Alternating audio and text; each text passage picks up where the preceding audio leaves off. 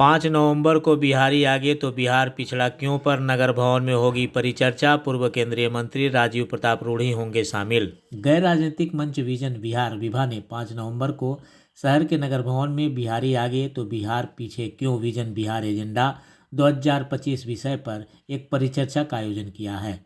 मंच ने इस विचार परिचर्चा में भाजपा के राष्ट्रीय प्रवक्ता व पूर्व केंद्रीय मंत्री तथा भाजपा के अग्रणी पंक्ति के नेताओं में शुमार राजीव प्रताप रूढ़ी को आमंत्रित किया है, जो बिहार के पिछड़ेपन पर उक्त तिथि को अपने विचारों से लोगों को अवगत कराएंगे।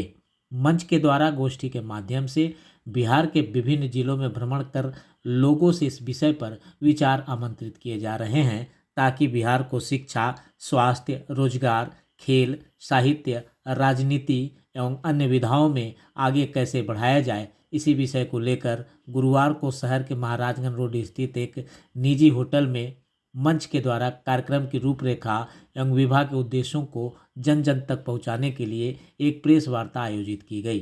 प्रेस वार्ता को संबोधित करते हुए विभाग के संस्थापक सदस्य शंकर झा आजाद ने बताया कि बिहार से कभी देश के स्वर्णिम युग का निर्माण होता रहा है। आज जातिवादी, क्षेत्रवादी और राजनीति के चक्रव्यूह में उलझकर वह इतना पीछे जा चुका है कि दुनिया के सर्वश्रेष्ठ प्रतिभा एवं प्रचुर श्रम शक्ति के रहते हुए भी पिछड़े के अंधकार में भटकने को विवश हैं।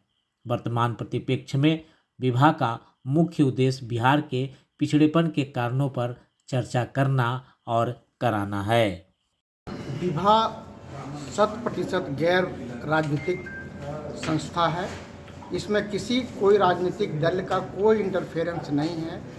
कोई भी व्यक्ति किसी राजनीतिक दल में भी होते हुए इसका समर्थन कर सकता है। लोग समर्थन कर रहे हैं, उसमें सभी पार्टी के लोग विभा का समर्थन कर रहे हैं। विभा का उद्देश्य बिहार कैसे जहां था पहले देश के दूसरे नंबर पे था, बिहार पुनः उस स्थान को कैसे हासिल करें, इस पे विभा जनता के सामने प्रश्न रख रहा है कि कैसे जो जनप्रतिनिधि आ रहे हैं या जो सरकार बना रहे हैं वो बिहार को पुनः उस स्थान तक कैसे ला सकते हैं। बिहार कहाँ खड़ा है, कहाँ जा रहा है। 40 बरस लोग सत्ता किए, 40 बरस में भी बिहार जहाँ 52वां पोजीशन पे था करीबी में, आज भी वहीं है। इन्हीं सब बातों को लेकर के विभा ने हमारे भाजपा के माननीय सांसद श्री राजीव प्रताप रूढ़ी जी को औरंगाबाद की पावन धरती पे आमंत्रित किए हैं, जिसमें मैं भी सम्मिलित आज हूँ। और औरंगाबाद की सारी जनता से मैं आग्रह करता हूँ कि 5 नवंबर को नगर भवन में 1 बजे से कार्यक्रम शुरू है, उसमें अवश्य आवें और रूढ़ी जी के विचारों को सुने और मनन करें।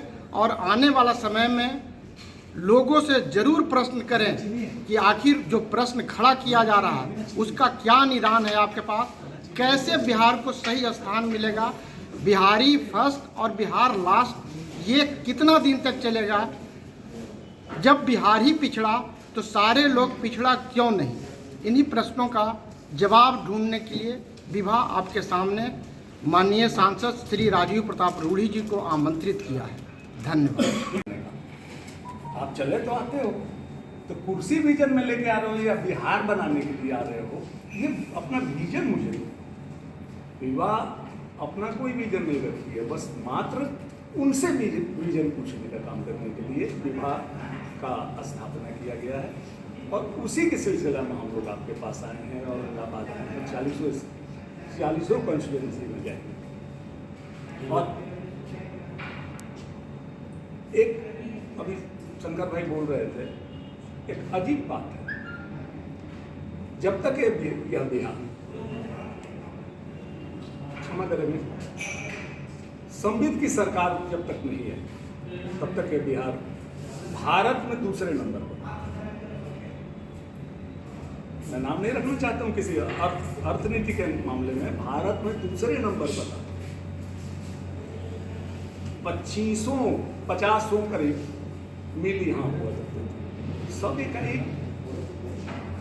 1965 के बाद गायब कैसे हो गए भाई, क्यों गए?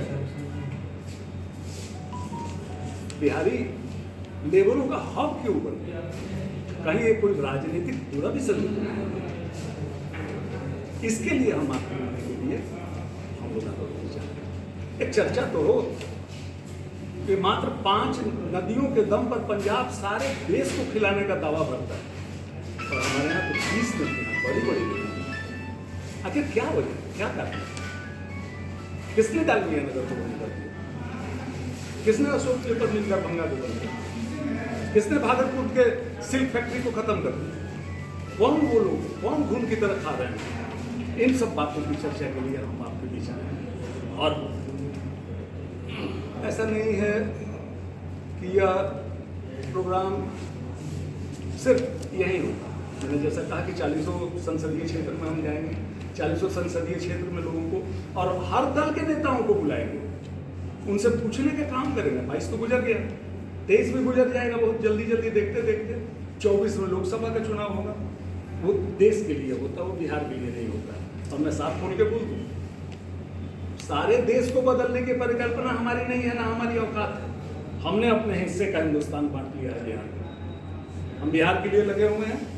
आप सारे लोगों से हम मात्र इतना कहेंगे कि थोड़ी देर के लिए बिहारी बन के सोचिए और हमारे हाथों को, हमारी सोच को मजबूत करने का काम कीजिए।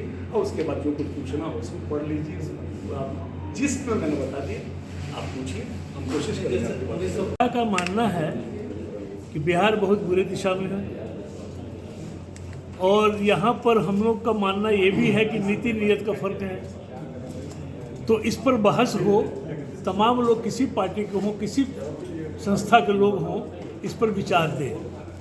इस श्रृंखला को हम लोग आगे बढ़ाना चाहते हैं पूरे बिहार में, यही उद्देश्य है बिहार का।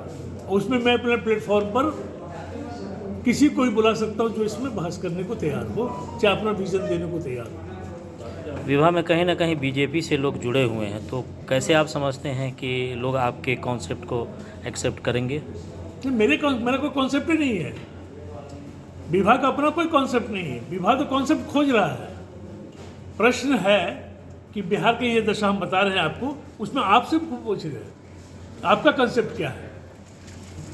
यहाँ किसी पार्टी की बात तो है ही नहीं। अब उसमें कोई पार्टी का आदमी अगर हमारे मंच पर आते हैं और अपना व्यू बताना चाहते हैं तो उसको हम एक्सेप्ट करने के लिए तैयार रखे हुए हैं। ये पूरी तरह से राजनीतिक नहीं है, गैर राजनीतिक। और क्या संदेश देने की आप कोशिश करेंगे लोगों से? बिहार को बदलना चाहते हैं, किस रूप में? हर रूप में। जैसे अभी आप बिहार में क्या पा रहे हैं और पहले क्या पाए थे? सर उसमें अब फिर कहना पड़ेगा हमको उसी तरह से। बिहार अभी भी मनी इकोनॉमी में चलती है और जिस इलाके से मैं खास करके आता हूँ वहाँ तो बहुत बुरा हाल है। मैं कोसी सीमांचल इलाके से आता हूँ।